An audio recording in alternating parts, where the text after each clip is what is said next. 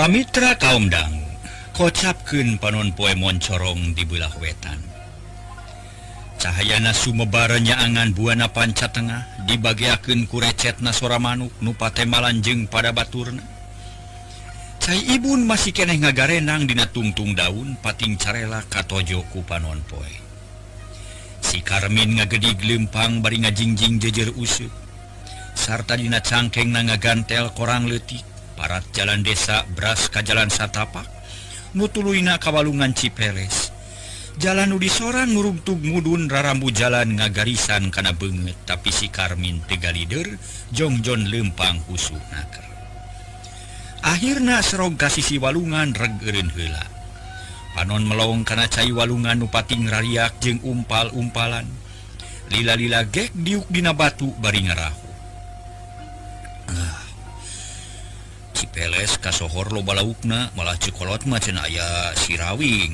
Lauk pasesaan Kangjeng Pangeran nu dialungkeun deui ka walungan. Cing aing rek nyobaan nguseup lah na aya nu beunang atawa moal kitu.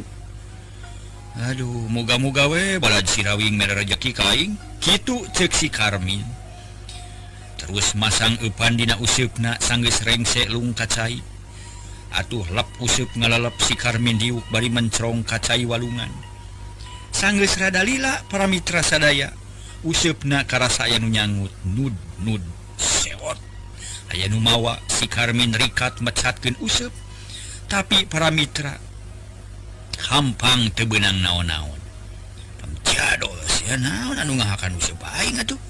Si Karmin meni deg-degan hatena ambak ngadadak jadi ngahega siga nu capek tuluy masang deui eupan dina useupna.